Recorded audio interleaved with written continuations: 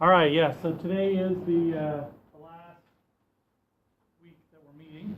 The final exam is actually a week from Thursday, so we still got 8 days till the final exam. And the other thing, let's talk about what we're going to talk about today. So we have a lab that I did introduce last week that I'll kind of talk about a little bit more this week. This is like the kind of like the crowning lab here. It's got less instructions, but it is actually a fair bit like last week's lab. So the things that you've been learning the last few weeks in this course, really throughout the whole course, but specifically the last few weeks should help you with this lab. But we'll kind of talk about step by step what you need to do, rather than having it step by step in the instructions. That's one of the agenda items. Probably actually do that second. The first thing that we're going to do is the last lecture for this course, and that's here under standards and accuracy. We don't have a lab associated with it. We do usually teach 315, and we talk about it in that course. I know, and we do a lab in that course, but I'll probably implement the lab eventually. But there's a lot of these concepts that are just good to know. We don't necessarily need a lab for it. So this is the lab that we're going to do, and this is the lecture that we're going to talk about, and there's be some material about the test on that.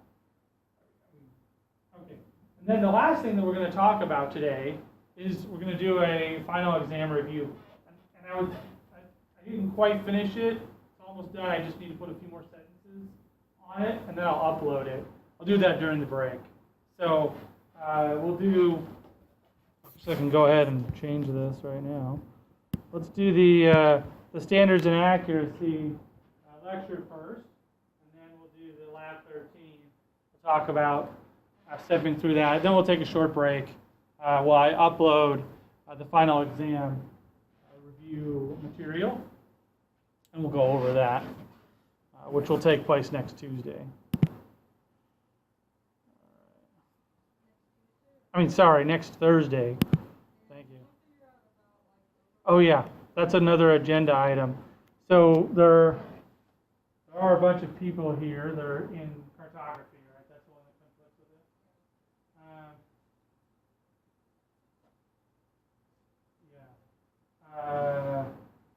Now if we moved it to, or if we offered another exam time as an alternative, that probably would work, right? We could do regular class meeting time. Would that work for everybody that has a conflict?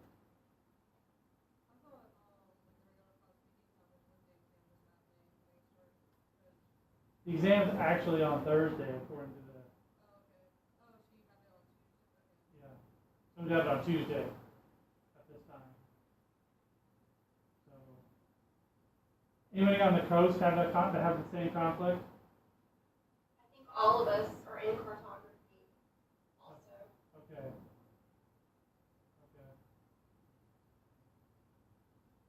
And up here, it's about 5 or 6 students, right? Who else has a conflict? I was wondering if I can just take the test down there. Down where? I'm actually from the coast. I just come here to take another. Right. Well, would you want to take it on Tuesday? Tuesday or Thursday? Tuesday. Okay. You know your TA Corey is actually here. We just go across the hall because he's the one that's a proctor. So let me just ask him real quick.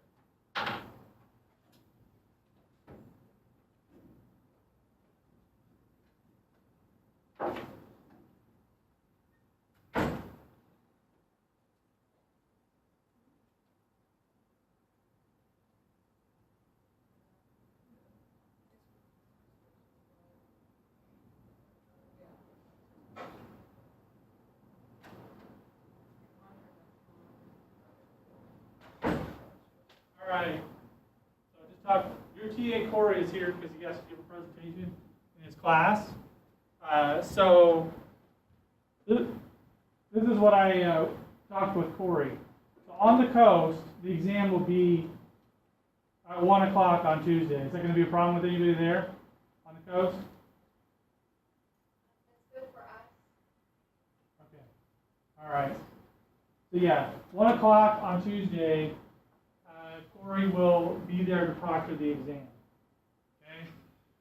So if you want to take the exam on the coast, 1 o'clock on Tuesday. If you want to take the exam at 1 o'clock on Tuesday,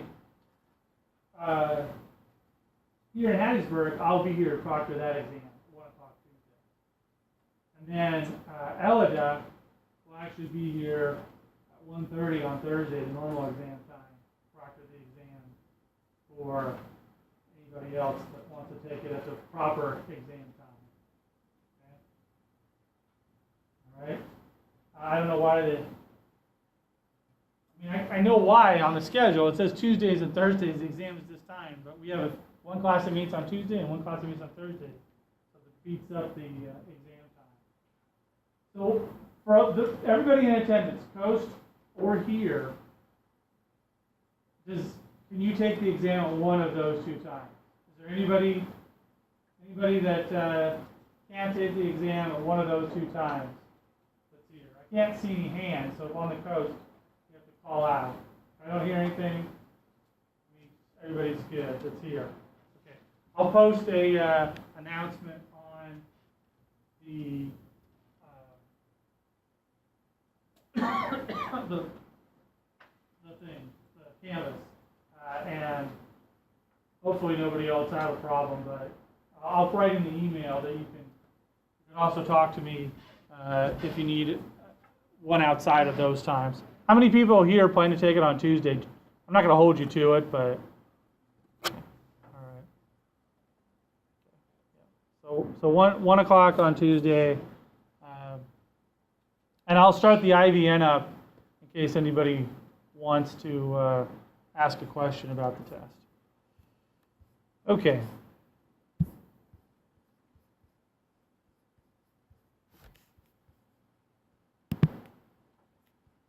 Oops. Let's open this up. Okay, so today we're going to talk about the final chapter in the book a bit, and talk about both standards and accuracy. And this is a relatively short lecture, and that's why I put it on that's why it fits well in the last day, because we've got a lot of other things to do, finish up labs, and talk about the final exam. So,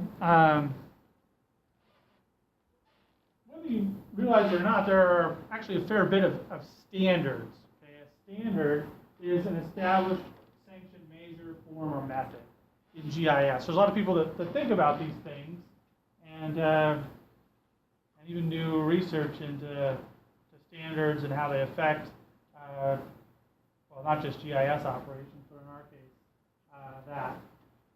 We're going to kind of divide standards up into a few different classes. They're all important to our work as geographic information specialists. We've got data standards. Data standards include things that talk about how we need to format our data. It wouldn't be possible to share your data, or really even have the software programs that different software programs bring up your data if the format of that data wasn't standardized. Then there are analysis standards.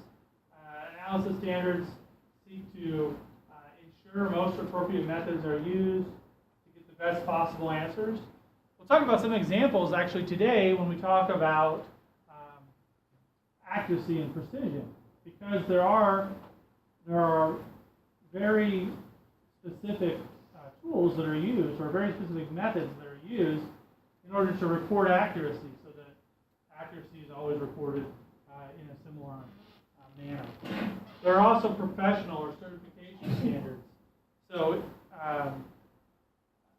we don't specifically test for this as part of this class or anything, but there are professional bodies that will certify you professional. And those range from like, academic groups to professional organizations where different companies have united together to form a standard, to finally just like company software certifications. So ESRI, the company that produces ArcGIS, the most commonly used GIS software package out there, they actually have a certification system. They have a certification for GIS professionals, kind of like just a general software practitioner. And then they have certifications for what they call GIS developer, somebody that works in programming GIS software and programming using GIS techniques. So those are different certifications that you can get. That's an example of a corporate one run by a company. Microsoft has similar certifications for their software. Now, as far as the professional societies,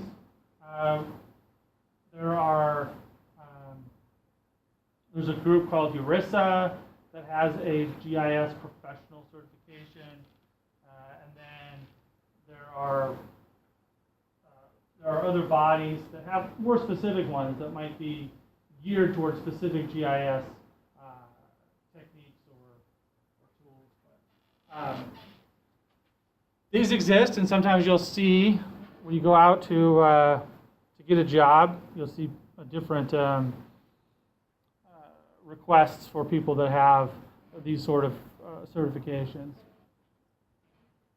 All right, going back and talking about these in order. So we've got data first here. This is the federal government actually spent some time coming up with geographic data standards. And this is the body that is, federal government body that's responsible for doing that, the Federal Geographic Data Committee, the FGDC.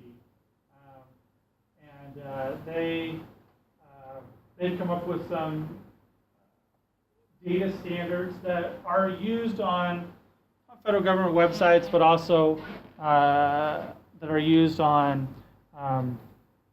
that are used by people to share data. In fact, the extension .dem, which isn't the only way to share digital elevation data, but the digital elevation model format, which is different than just the general term digital elevation model, was one of the ones that was established by the Federal Geographic Data Committee. Now, besides just data standards, the FGDC also has and publishes, probably actually it's more famous for publishing accuracy standards, methods for assessing and reporting geographic accuracy, which we'll talk about later. We can divide data standards up into different types of data standards even. We've got media standards, format standards, spatial data accuracy standards, that's what I was referring to before, and finally documentation standards. So media standards is something that's we don't really think of as a standard, but in reality, how we share that data, the physical means for which we use to share data, and lots of times now that happens on the internet, in the cloud nowadays, but even things like our thumb drives, CD-ROMs, the interface that's used to interact with those devices has to be standardized in order for sharing to really even be possible. So things like USB, we all know what a USB drive is, but the size and shape of USB ports, things like that fit into media standards. That's not something that we actually think about or deal with that much, but I guess the point here is that these standards help us to share data. Even through the cloud, there are standard methods for the way data is shared and the connections between all of the computers. All right. Probably something that's a little more important and that we deal with day to day as geographic information scientists are format standards. Okay? With vector data, there are a few different standards the ESRI has developed or a few different file formats the ESRI has developed over the years. Started with coverages, then we got really into shape files, and now we're dealing a lot more with data stored in geodatabases. So shape files is an example of a format standard. And actually, the shape file format was published by ESRI. So they decided this format has become so ubiquitous for sharing geospatial data that we are going to publish all of the intricacies of the format so that anybody can create a shapefile. And so shapefiles are used very commonly, even in the open source world, open source GIS software, which we haven't discussed too much in this course. We do discuss it in some of the other courses. But shapefiles are very common, used all over the place because that format is open and it really became a standard for sharing spatial data. In the raster GIS world, and rasters are basically rows and columns of data, which are basically the same thing as pictures. So most raster GIS formats are the same file formats that you would notice for images. So TIFF, the tagged interchange file format is what TIFF stands for. IMG is probably a little lesser known one, stands for image. But even things like, you can technically store data as a JPEG, right? Just rows and columns of data. It's compressed, so you wouldn't use it as much for analysis, or a GIF, or GIF, however you choose to say it. I'm aware that the creator of the GIF file format pronounces it GIF. All right, so all these different file formats are considered format standards. They enable us to share data. Okay? And because they're described down, we can write software that will read and write these different formats. All right, spatial data accuracy standards. This is the big one. We'll talk about what accuracy means here, but there are statistics that are used to report the positional and attribute accuracy values stored in the data set. And then finally, documentation standards. This one is probably one of the most overlooked, at least for most people that are just doing GIS, but it's really important because if there's a standard way to look at the data and to figure out when it was created, by who created it, what sort of accuracy analysis has already been done that we can document and communicate to the user, all that sort of information. Sometimes this type of data is referred to as metadata. Metadata means data about data. So how has the data been changed and manipulated, all that sort of information. How do we share that with other people through standards? And so sometimes you'll hear people talk about metadata and how it's communicated. Sometimes it's stored right alongside a shapefile, and you'll be able to edit and look at the metadata. Now we've mostly dealt with shapefiles in this class. I just wanted to show you this slide to show you all of the different. And this list isn't even exhaustive, but this is all the different file extensions that can be created by different GIS software packages. There's a lot of them. So standards are necessary in order to be able to communicate and to share data with other people. There's a shapefile. This has all the different file extensions. So a shapefile actually consists of all these ones here that are called SBN, SBX, SPD, different different file extensions. And some of these are barely ever used, and some of them go out of favor. Like when I was a student 20 years ago doing GIS, world files. We didn't even discuss what a world file is, right? What's a world file? Anybody know? Okay. World files were very common. And a world file was actually just a reference point for any raster data set. So I just mentioned the raster data sets are usually just images, right? So if I have an image and I want to bring it up in ArcGIS, by default there's no geographic information saved with that image. There's no way to take that and put it in its proper geographic position. Okay? And so when people first started using GIS data, or using raster as GIS data, they needed a way to georeference, to tie that image to the world. And so a world file is a simple text file in a specific format that specifies how big the image is, and actually one of the corners, okay, and then how big the pixels are, and the rotation for the image if you want one. So it basically puts the raster GIS data, that's really just an image, when you bring it up in Arc, whatever, back then it was called ArcView, when you bring it up in ArcView, it'll put it in its proper GIS position in geographic space. That's what a world file is. However, that particular file format or method of doing things became obsolete over time, or largely obsolete. You'll still see it, for example, with a JPEG, because JPEG does not have a way to store any geographic information. But it became obsolete because most of the image file formats that were used for raster GIS, like a TIFF, evolved over time, and they were able to store the geographic information right inside the file format, rather than having a separate file, a world file, for georeferencing that data.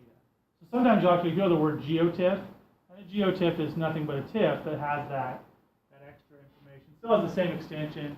You can still bring a GeoTIFF up in Photoshop if you wanted to. Of course, it'll just ignore the geographic information if you did that. But that's what a world file was, and there's several examples of on here of files that are less often used, but they're still GI. Oftentimes you'll deal with legacy data. So if you had a world file, you could convert that into an updated file format, like a TIFF file format that will allow you to manipulate that data. Okay, so data accuracy. We're going to make a little distinction here between the terms accuracy and precision. And I just wrote the test, so the test's on my mind. I do know that there's a test question on this slide, so that's what I was trying to say. Accuracy measures how close an observation is to the true value, whereas precision refers to how repeatable a process or measurement may be. So one of the analogies that's often used is that if I was, shooting bows and arrows, shooting arrows with bows, and I was trying to hit the center of a target, how close I got to the center of the target would be the measure of accuracy, but how clustered my arrows were would be precision. How precise was I?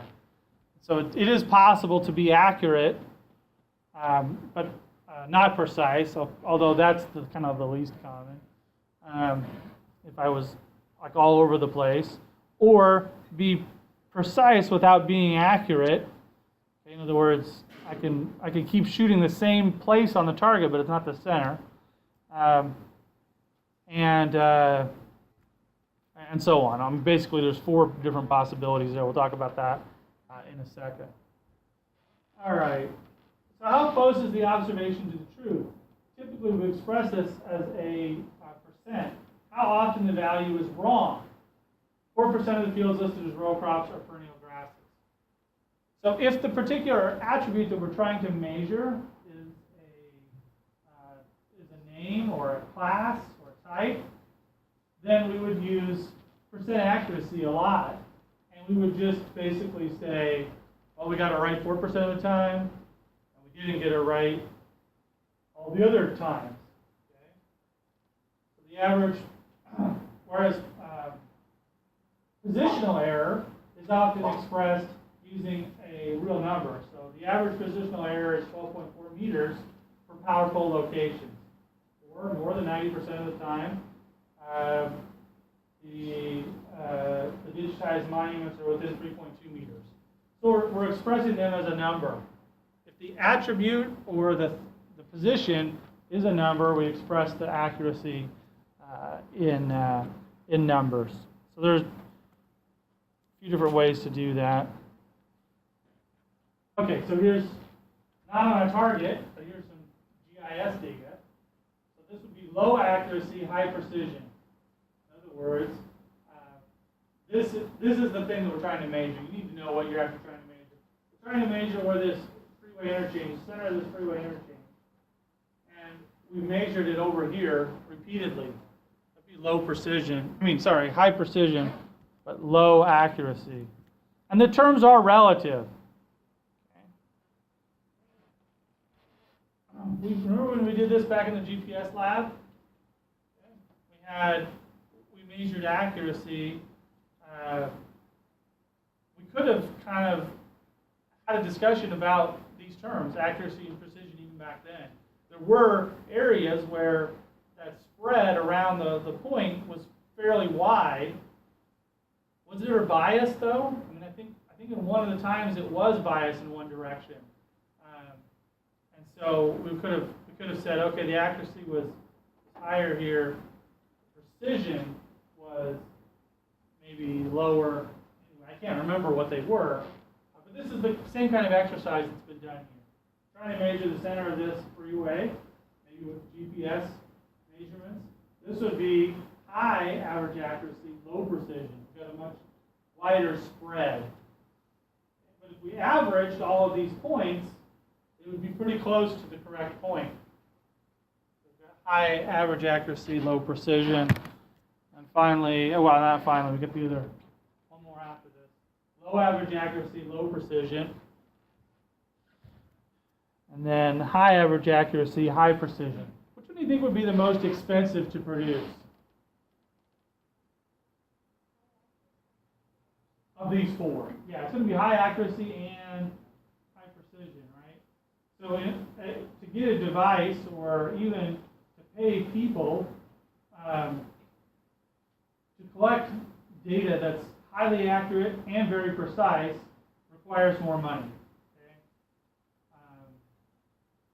So in this case, if this was a GPS measurement, you would have to pay more for the GPS device that was capable of acquiring a better signal because it had better components, a better clock inside of it that was capable of measuring the precise differences in time in order to get this sort of measurement.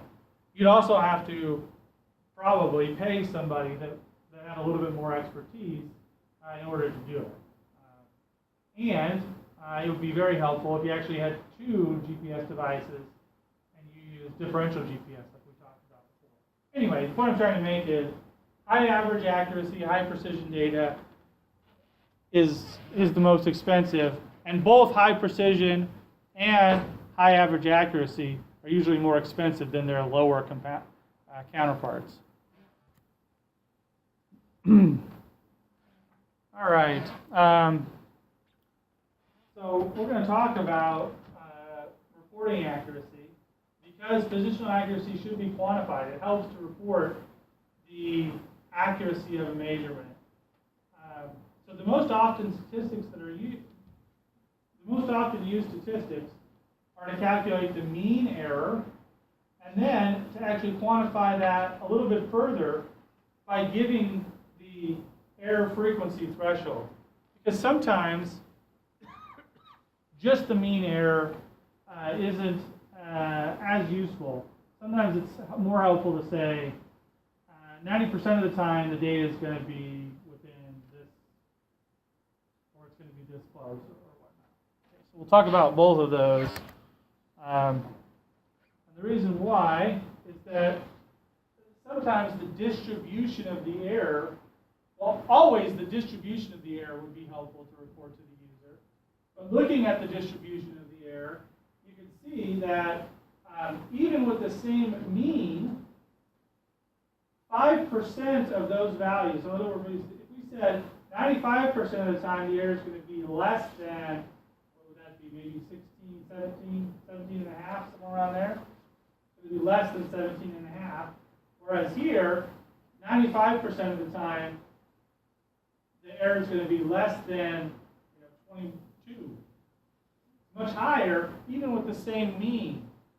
So it's often helpful to report some form of where the data is going to meet some critical value. If you want to say, okay, 90%, or this would be 95% of the time, the error is going to be less than a certain number. You could do that. And this would tell this story better than just reporting the mean error. You can report both the mean error and at a particular threshold.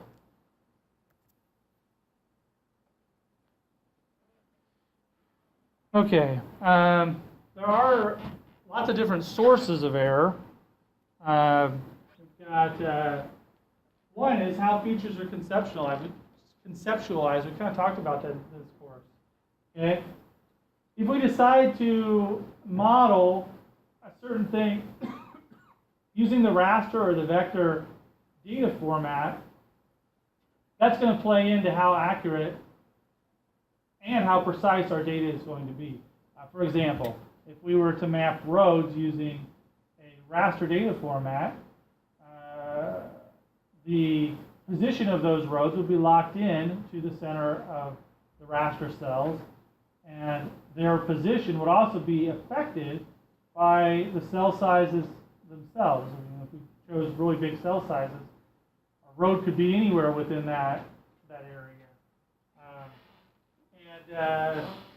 Likewise, if we were trying to conceptualize elevation using vectors, using contour lines, as our contour interval would have a big influence on how accurate our data set would be, and really, more precisely, how precise our data set would be.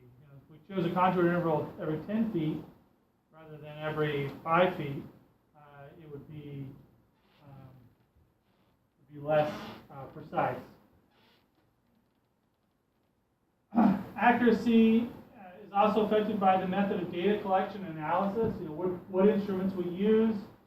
That's the example that I gave before. How we gathered the data, who we asked about the data, all these sorts of things. Field measurement error, instrument and observer precision. Maybe this should be really a bullet point under methods of data collection. Anyway, we can also just make simple mistakes. As we go out and collect data, our GPS device may be in a different coordinate system that we didn't think it was in. That would be a blunder that actually cause something like this. We'll zoom way back. This low average accuracy, high precision. Okay, if we set up, we had our GPS in a different datum, we could end up doing something like that because the data would be slightly off. Okay, oops, I went too far. All right, sampling density can affect the data accuracy, how often we collect a measurement in the field.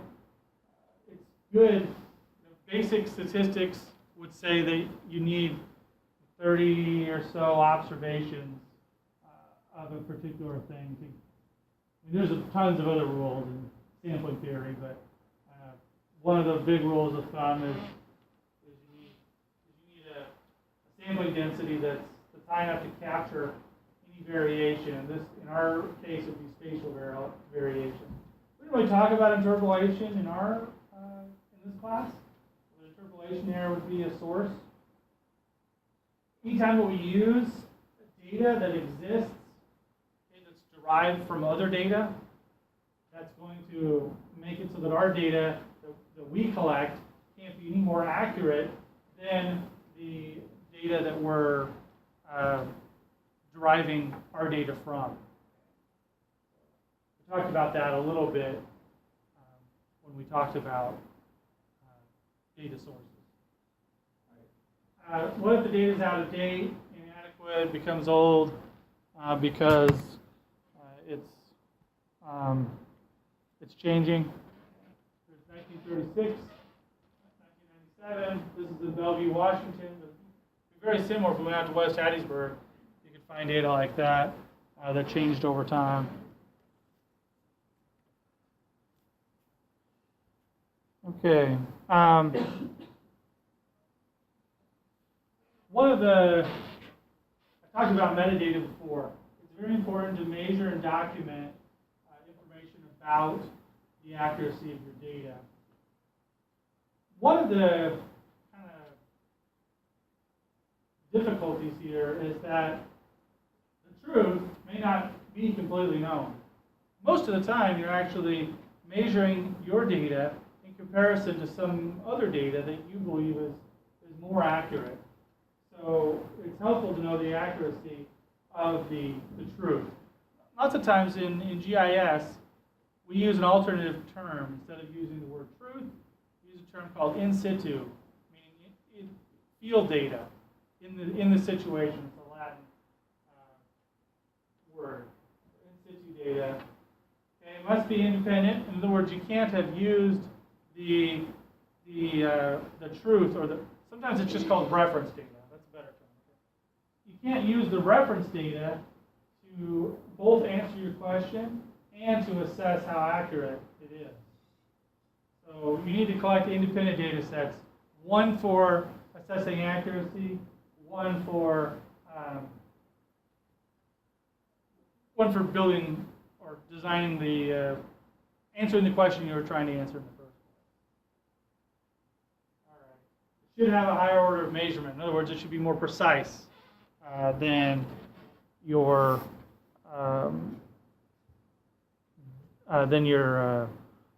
data that was you just used to answer the question.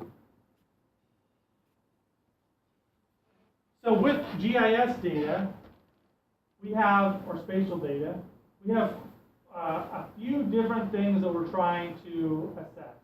One is the positional accuracy, sometimes called the geometric accuracy. Are the coordinates correct? Are the things in our data in the right place? And how do we report if they are or if they aren't? The second one is attribute accuracy. Are the attributes correct? Is the elevation what it says it is in our data at that location? Or is the land cover, if we say it's urban, if we went to that location and looked around, would it be urban? That's attribute data. Okay? Or if it says there are 5 people living at that address, that's the census data. Are there 5 people living at that address? Those are all examples of attribute accuracy. And then these other two are more to deal with the characteristics. You've got logical consistency. Did we make some mistakes? Do we have some overshoots, some open polygons, some duplicate polygons? I've seen in the past people put 2 polygons one over the other. I don't know how they did that. Like one got turned off, and so they didn't see that it was there, and they created another one. So when they go to answer the question, how much area is there that meets a certain criteria, they get double the area because they don't see that second polygon that's under there. Roads and rivers, etc. Completeness. How current is the data? What was included? How are the objects identified and defined? What was the minimum mapping unit, or the MMU? That has a lot to do with precision as well. And then as you process data, we talked about cartographic modeling over the last couple weeks. As we take data, we do an overlay or an intersect on it, we create new data, we keep creating new data sets. Sometimes we refer to the original data set and say, we try to trace all the operations that happened to that data set. We refer to that as the lineage, or where the data source originally existed and what processing steps have been taken. ArcGIS stores a little bit of that information, not permanently, but you can go back and look at all the processing steps you ran on a project. You can even do that up to, I think, like a month ago. If you open up your same machine, you go to our toolbox, you see all the processes that you've run on a particular data set. You could use that to document all the processing steps that you've taken. Whoops. We got some sort of feedback going on. All right. Oh. Every time I talk. Okay, so we've got some examples here of positional accuracy, measuring how close these buildings are to the real position. Attribute accuracy, whether or not we have labeled the buildings the correct thing. Logical consistency, do the points even, or what are they associated with? Incompleteness, or we don't have certain buildings marked at all. It's not complete. Maybe those buildings were built later, they're not in the data set. All right. So for reporting, this slide says reporting positional accuracy, but actually, this is the same way we would report any numerical value, whether or not it was positional or attribute accuracy. So if there's a number that is, so if this is like population statistics or elevation, those would fall into this category as well as just positional accuracy. So these are the standards that have been around now for quite a while. Just before I started graduate school, that the NSSDA, this is a subset of that Federal Geographic Data Committee we talked about before, that they've established. So we've got to select test points. Selecting the test points doesn't mean that we go to the areas that are the most convenient to test. Right? There's rules for selecting the test points. It should be mostly random. They should also make sure that we include enough of the variability. So you need to get different types of areas as well. All right, then you define your independent control data set. You collect measurements from both sources, from both the data itself and in the field. You calculate your positional accuracy statistic. Your positional accuracy statistic is almost always going to be some form of the mean error. Most often it'll actually be the root mean squared error. And we've dealt with that term before, right? Back when we did georeferencing, we looked at the RMSE. What did the RMSE tell us when we were doing georeferencing? And we were looking at taking an image and matching it to geographic data. What did the RMSE tell us there then? Do you remember? Yeah. And what units was it in? It is. It's telling us how far off the model that it was using to change that image into the geographic space, how far off it was. It was using math, and so given the points that we were giving it, it was still going to be off by a little bit. Okay, or a lot, depending on how well our points could fit into the new geographic space. Anybody remember what units RMSE is in?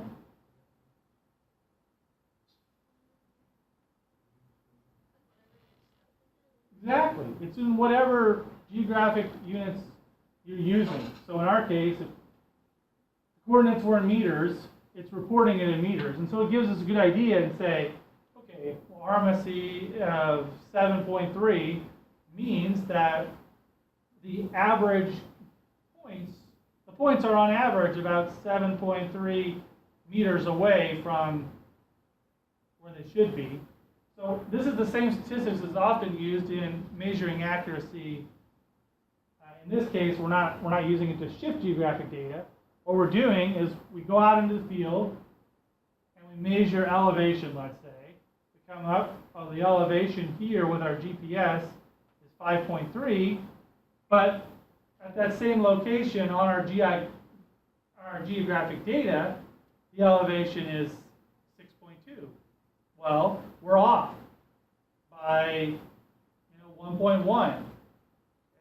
If we do that a bunch of times, we can calculate RMSE because it's simply all of those amounts that were off squared, added up, and then take the average and then take the square root of that average. Okay? That's how we calculate RMSE. So that's the positional accuracy of statistics that's most often used. Okay? And then the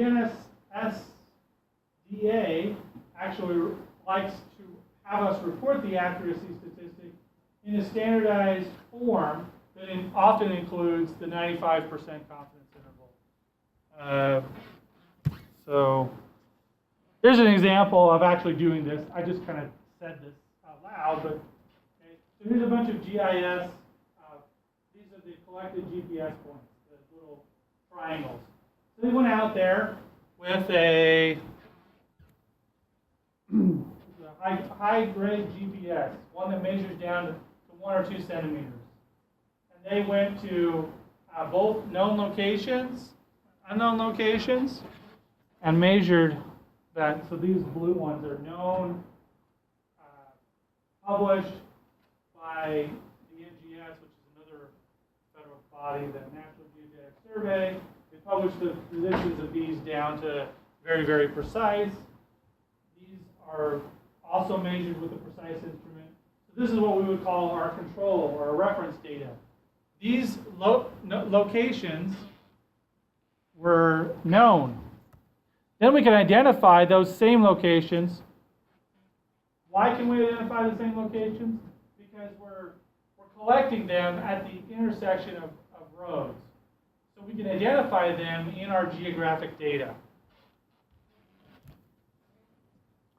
And once we identify them in the geographic data, we can measure the distance between the known location, measured with the high accuracy GPS, and the location in the data set that's just measured by a click or creating a point. And then,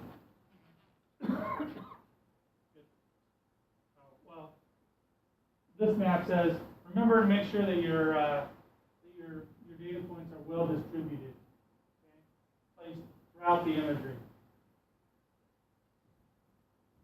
throughout the GIS data. All right, so this diagram shows this measure between where we collected the point and the distance to the point in our GIS data. So for every single pair, for every single point, we have a pair, and this little line shows us how far off we were. So we're just calculating, this is calculating the distance, the difference squared plus the difference square root. That gives us the difference. That's the formula for distance, by the way, the Cartesian formula for distance. So we calculate the error as the distance between these T and D, mean the point in the data and the point in the field. Okay. So we're looking at the difference between those, and we get an E, which stands for error.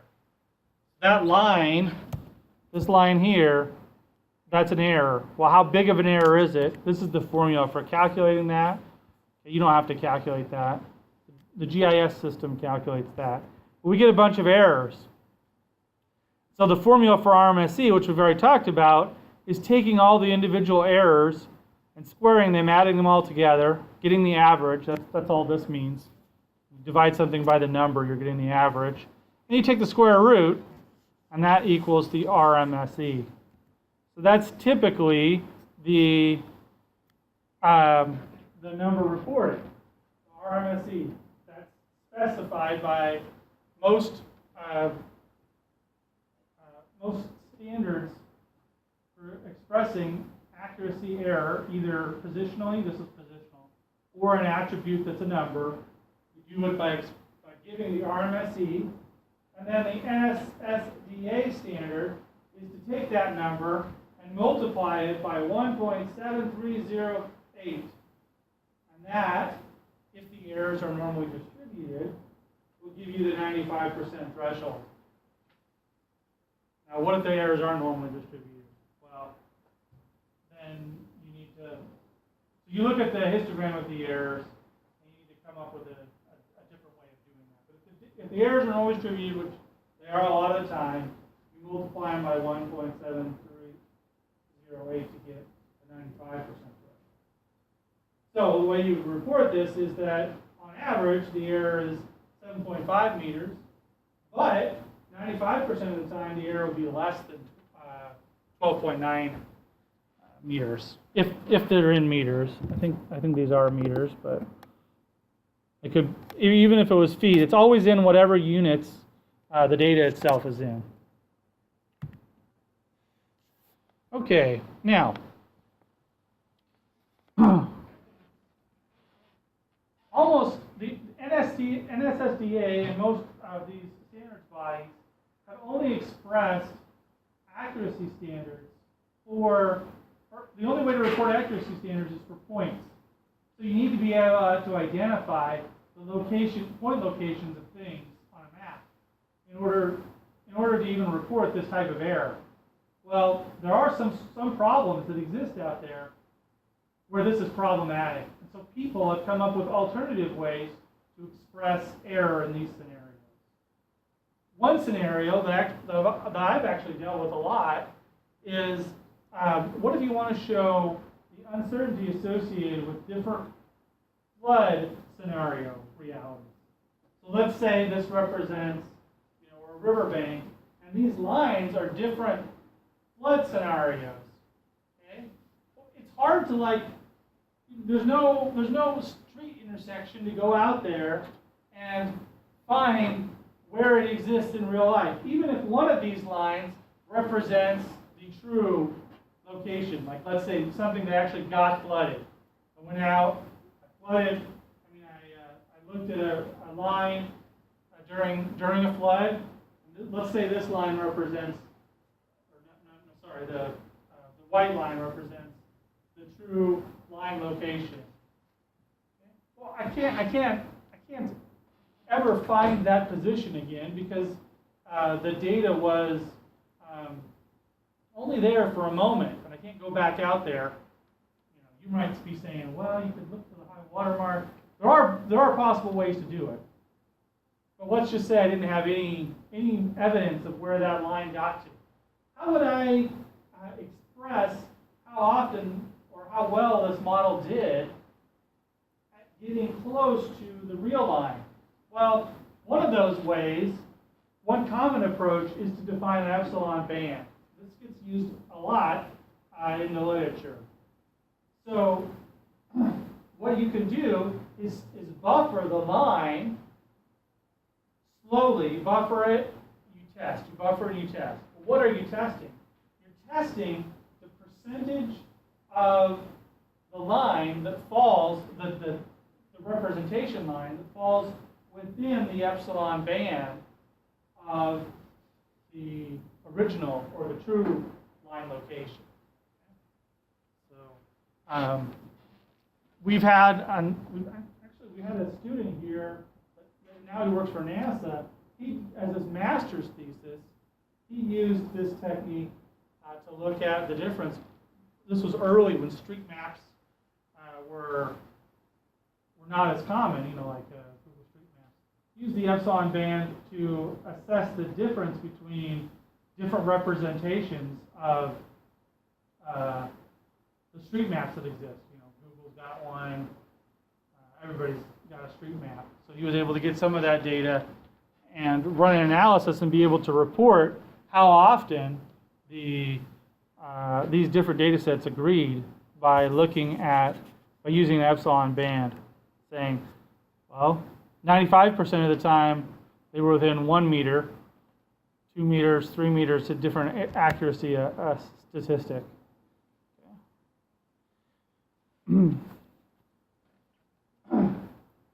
So one thing is it becomes problematic to say, okay, well,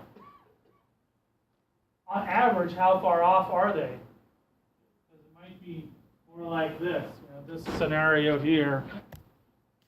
So that's one reason why the epsilon band is used, but we still come up, even with the epsilon band, we come up with a number saying that it's this far off. The lines cross in and out. It's not always a uniform error. So it would be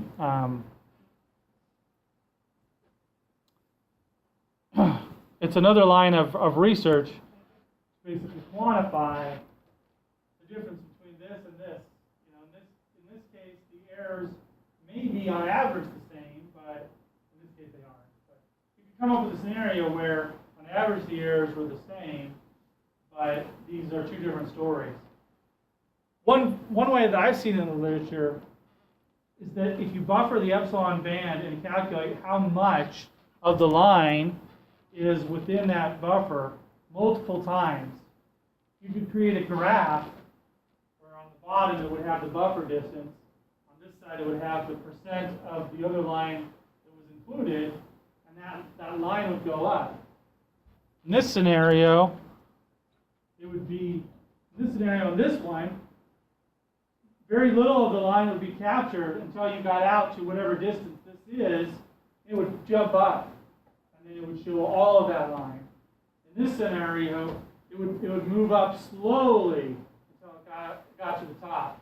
So you could use those two graphs side by side to express the difference between those two types of error in linear features. All right, so moving on to, I know this says attribute error. Talking about attribute error altogether. If it is continuous, you can go ahead and just use RMSE again. If it's ordinal, then you use different statistics, which we'll talk about in a second. But first of all, how do we actually go about deciding if it's accurate? One thing is that just like with positional error, we need some sampling. We need to visit points and measure the attribute at that location. Whether it's elevation or whether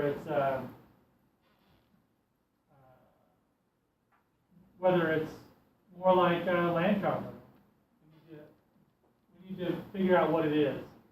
And then, if it's continuous variables, we can report the mean or the RMSE. Sometimes it's more appropriate. Any time where the errors can average out to 0, it's more appropriate to use the RMSE rather than the mean. So report some measure of the mean. Oftentimes that means the root mean squared error. The variance, etc. for measurements of database values. For nominal data, though, it's usually a proportion that are wrong or a proportion correct. Okay. Basically, you come up with a contingency table. All right. Now, this is another thing that I'm sure is on the exam. This is what's called a contingency table. If you have nominal data, in other words, if it's just a thing, a label, like in this case, if we had GIS data that said what type of fields were there out in, well, and maybe it could be the whole United States or maybe just a little piece of Mississippi. All right, we've got different field types. If we were to actually sample those fields, in other words, decide, okay, well, we need to go to this field, this field, this field, and this field, based on a random sample. We go out there with our binoculars from the car, maybe, and see, oh, I can see that there's corn growing out there. Or we can actually go out and GPS inside the field. Okay?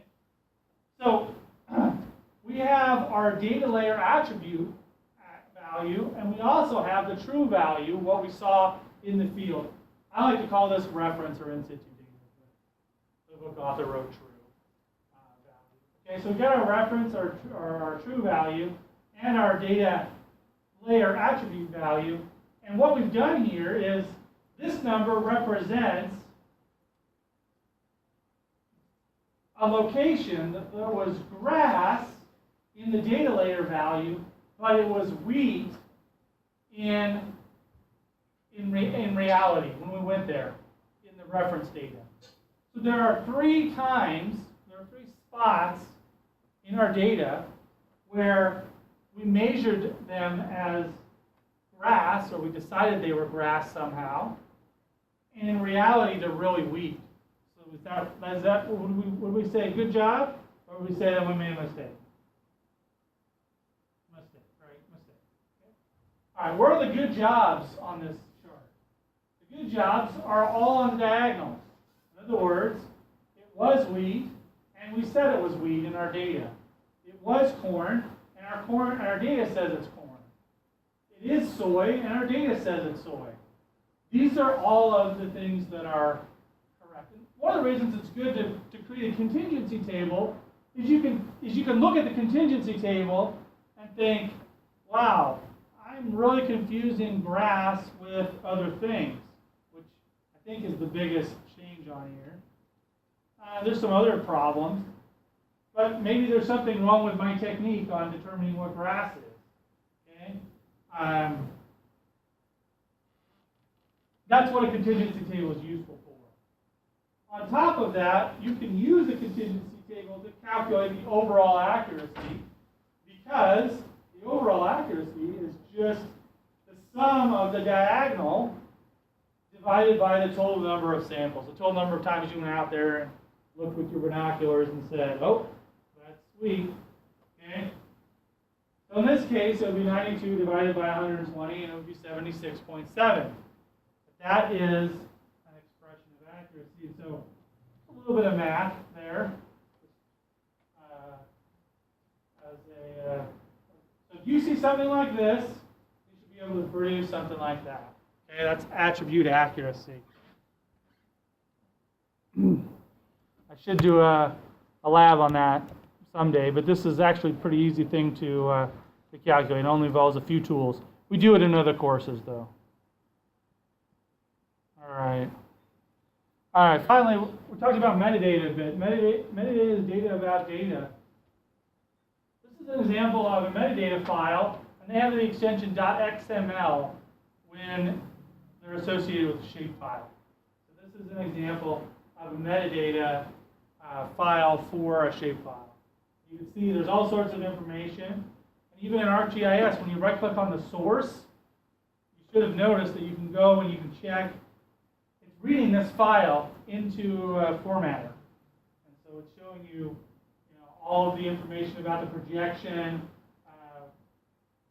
showing you a bunch of information about that. And there's also additional data that isn't on this screen that you can put in. You can put information in about the accuracy, the sampling method, and all of that. But you have to enter that yourself manually.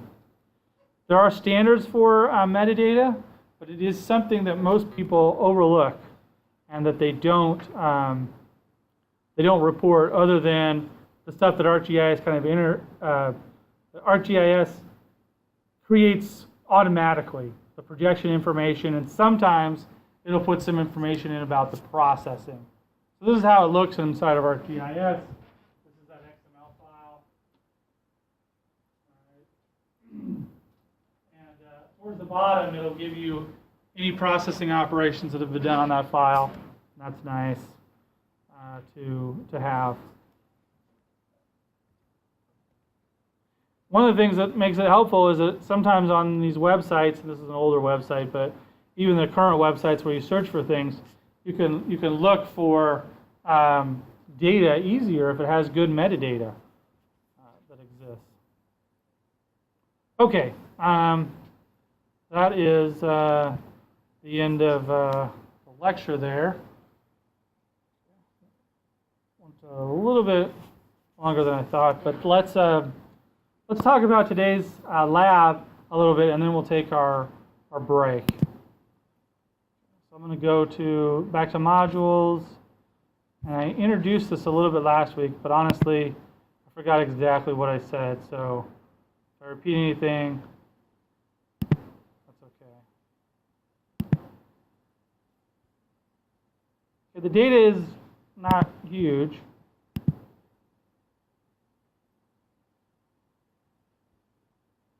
All right, so this is the final lab. Oh yeah, I remember talking about this a little bit last week. So on this final lab, I'm just giving you some data. I'm telling you I'm giving you a question to answer. Okay. Now I realize that there may be some questions, because you may be like, well, what exactly does that mean? Because there aren't explicit steps for you to follow. This is much more like a real real scenario that you would get if you were employed. So I think it's helpful to start you on that. And these are similar to the more advanced GIS classes, the way that we'll be solving problems. Okay,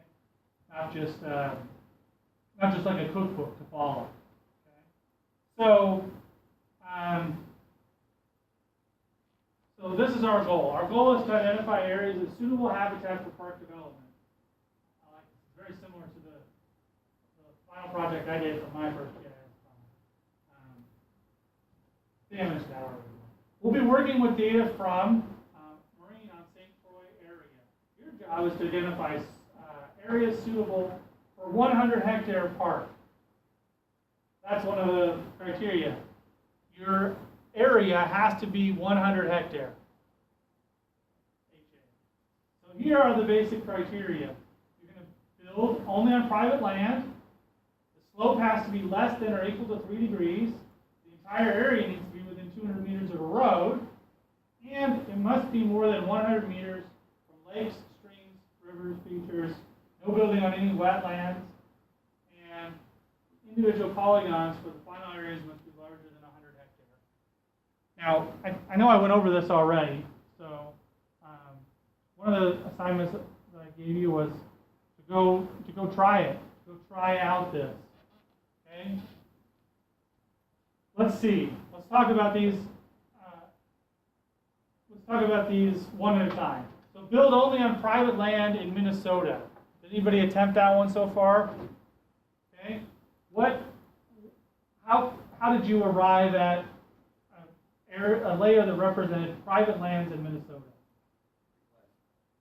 Okay, so when you reclassified it, did you create a new column? Okay, yeah, that's a good way to do it. So create a new column, and you have a layer that represents. Did you export a new layer out? That's something that you need to do. So good job. So you build only on private land in Minnesota. So you need to create a new column. You need to somehow create a layer that represents only the private land, no public lands. Only the private land. All right. Now this one was a little bit more complicated. Slopes less than or equal to 3 degrees. Anybody attempt that one so far? Okay. Anybody else? All right. That one, let's just, maybe it'll be helpful to walk through just one of these. This one would probably be the best one to do. Now, with each of these, you could answer, since we're going to come up with a bunch of yes/no questions. It either is or isn't. So you could, depending on how you want to answer the question, get either question. So you could find out all the non-private land or all the private land. I think it's a little easier to just answer get the layer that represents the true, with the exception of one of them, where it's actually going to be.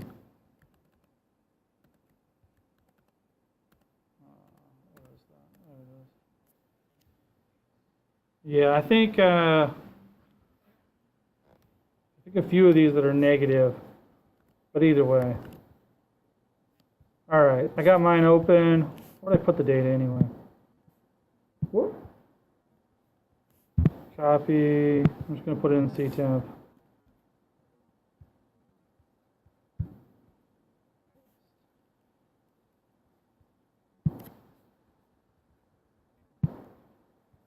All right, so if I'm gonna load up.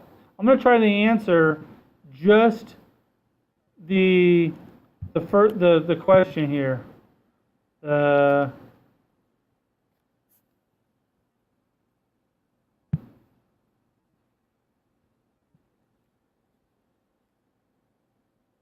Just this one right here.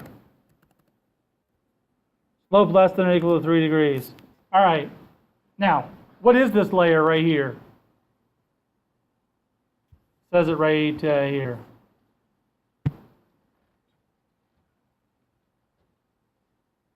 What's a DEM?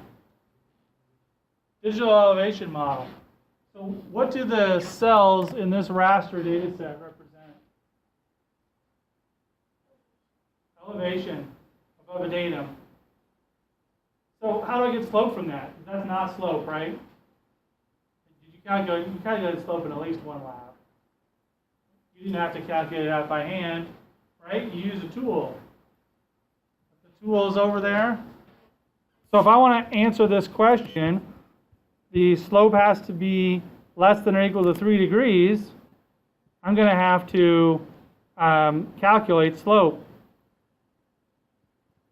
So I go to spatial analyst, go to surface, slope. And then I input the elevation data set and I output. So I'm just going to go ahead and put it in the same location, you know. I'll just call this Marion or Marin S slope. Marin underscore slope. All right, now there are options for how you want to measure slope, whether you want to measure it in degree or percent. We want to do degree because that's the answer. Otherwise, we have to convert percent to degree later. So we're going to click OK there. Is it working on these machines, ArcGIS? Okay, good. Yep. During the break, I think it crashed for a little while. But we restarted the server. Okay. So we've got a map here that represents slope.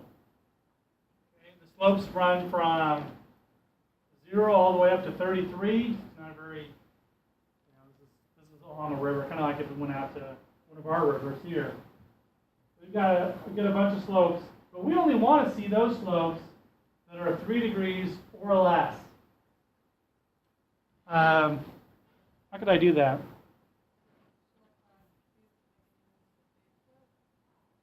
That's definitely how I do it as a vector.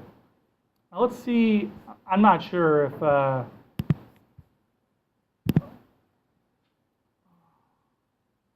there's no attribute table to even select from, so that's not the way I would have done it. But I'm not saying that it couldn't be. We could just change the symbology, but that's actually not going to work either because that's just the symbology. But I'll go ahead and do that real quick.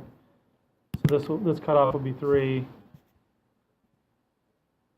So those red areas are the areas we want.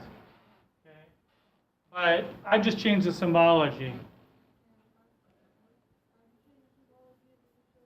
I just went up to the thing and I changed the classes to 2 first, and then I hit classify, and I changed the break value to 3.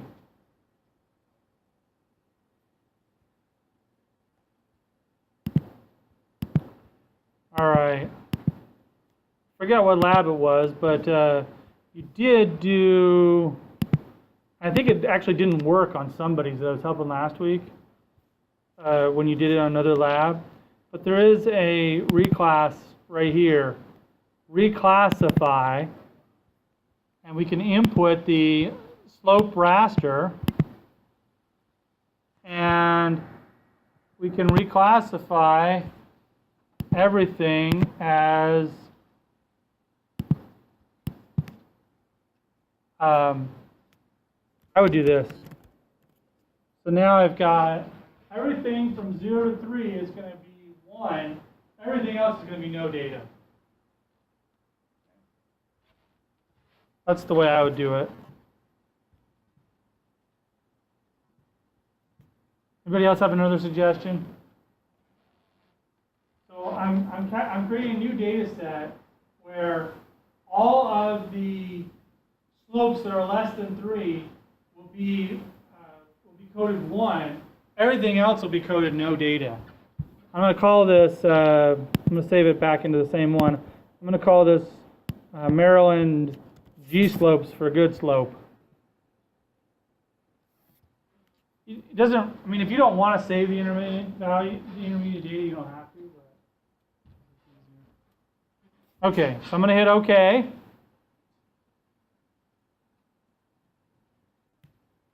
And this is going to run through. It's going to produce a map that looks almost the same, but watch, if I close the other maps, I guess it was the, not the red areas. It was the other areas were the good values. So those are all the good values with the slope less than 1. 3. Slope less than 3. So that's all the stuff that we want. Now, I'll give you another clue here. This data is raster or vector data right now. It is raster data. We need to either convert everything from raster to vector or vector to raster. Everything needs to be in the same to actually do the final overlay. Okay? Now, if we look back at this original list of data here, all of this data is, so private land, is that raster or vector? If you look down here, it's vector. That's raster. The entire area is within 200 meters of the road. If you look at the roads are already vector. Okay? Lake streams or rivers, those are already vector. No building on wetlands, those are already vector data. Okay? So all of this is already vector. And also, you need to answer the question, they have to be larger than 100 hectares, and it says polygons. It's going to be much easier to answer this question if vector is the final answer. So, because there's only one data set that we need to turn, and that's this one. So we need to turn this data set into a vector data set. In other words, polygons that show these areas. So if we just go to under conversion tools and go from raster and raster to polygon, that's the tool that we need to use to create our, I'm just going to call this I'm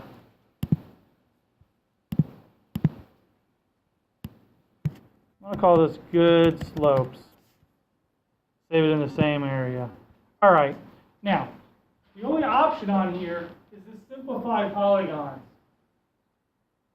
I always uncheck this unless I'm dealing with a really complicated data set. Okay? But it is going to take you a little bit longer to do all the other overlays if you don't uncheck it. So I'm going to leave it up to you. It's not going to change your answer too much, but it will change your answer a little bit.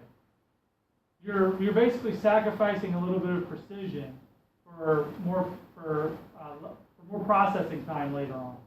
Okay, so if we uncheck this, which is what I'm going to do, you don't have to do that. It does take a little while to process it, and if you're using off a USB drive, I would recommend leaving simplified polygons on there. But if you're going off the hard drive, it's not that bad. The difference is, actually, I'm going to geoprocessing. I'm actually going to show you the difference real quick. Geoprocessing results. Oops.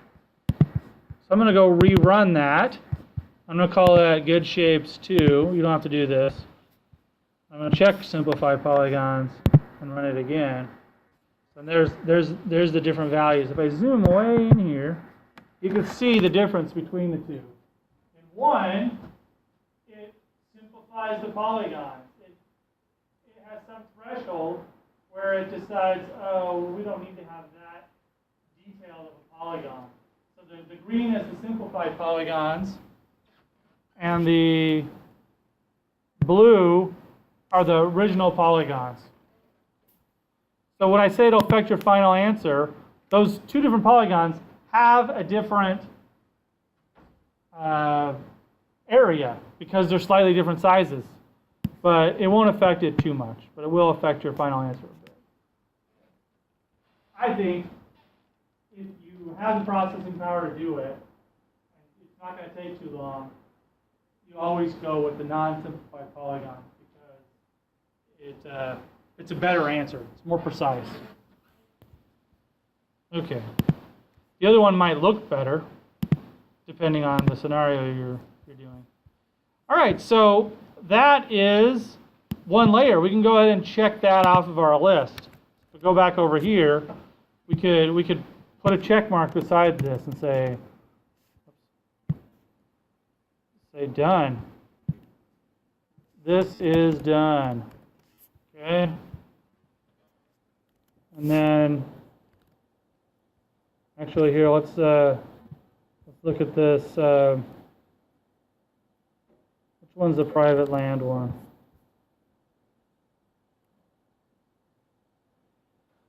All right, yeah. So this is the private land one. So you're going to have to do a select by to get those. Let's look at the polygon shapefile hydrologic features from a USGS digital line graph. Okay, yeah.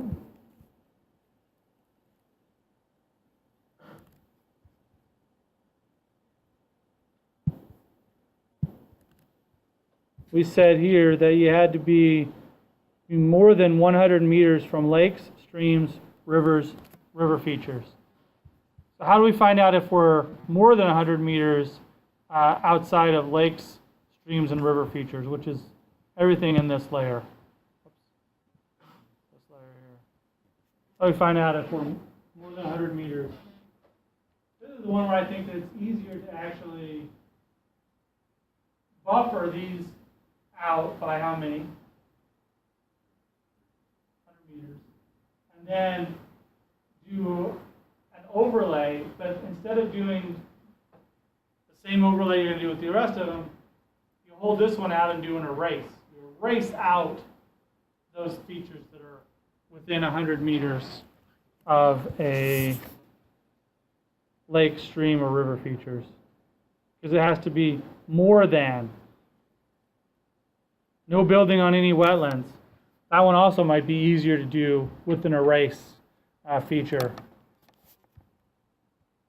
Okay, here are the wetlands.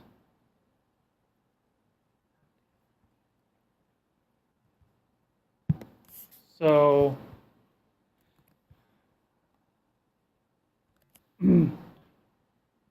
this one I said might be easier because you could get rid of all the wetlands, or you could get rid of everything that wasn't a wetland. If you got rid of all the wetlands, you could still include it as an intersect with these other layers that you're creating. These other layers. If you include everything that is a wetland, you create all the wetland features, you treat it like this and erase them from the possible areas of consideration. And then finally, after you come up with your operation that's going to show you all the good areas, what you need to do is you need to dissolve them. So once you come up with you'll have a bunch of polygons and they'll be all weird looking, and you'll need to run dissolve, which is under data management tools. Where's dissolve? I always forget where dissolve is.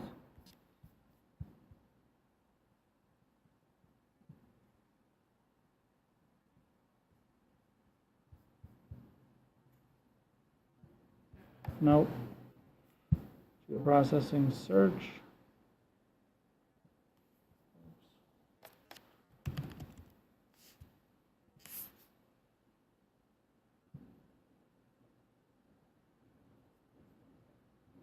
It's under data management.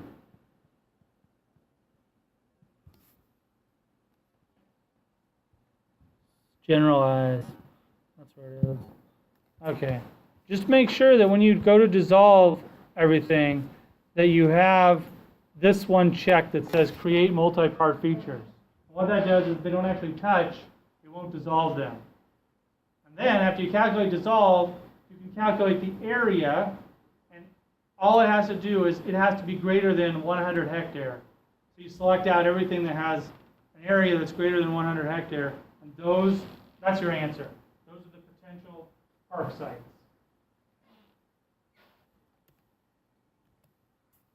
All right, does anybody have any questions? There's some helps in here.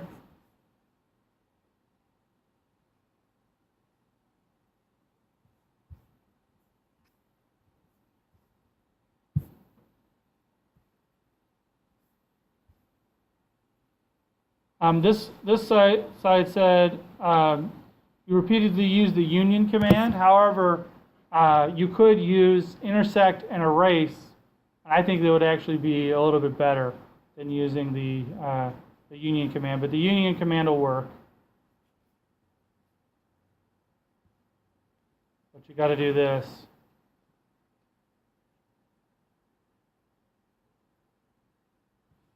Oh.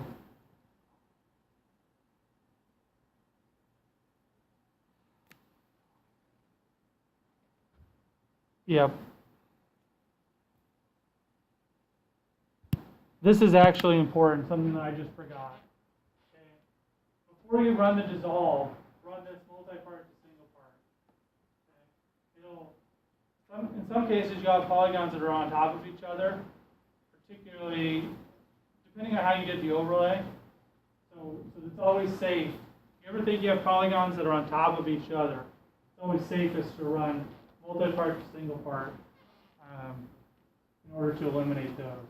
So it'll ungroup polygons that are on top of each other, and basically allow you to calculate the right size.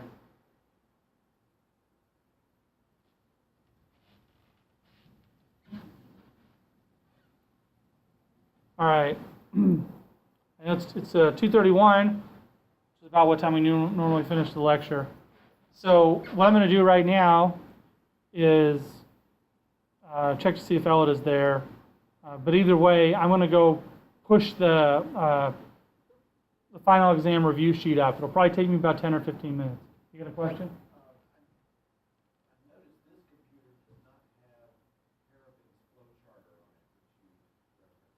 Oh, yeah. Exactly right. That's another thing I was forgetting to mention.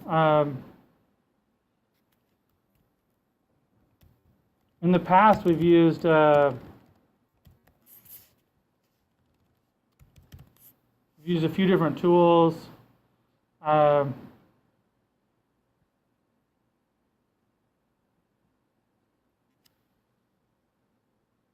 Yeah, but we don't have any of those installed this semester since we redid the computers earlier in the semester. So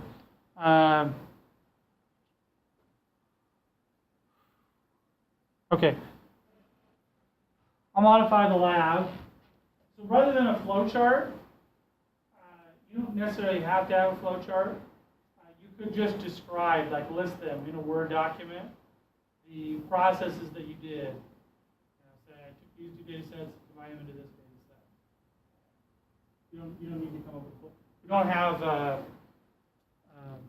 the software installed on the computers this semester, so don't worry about turning that one in.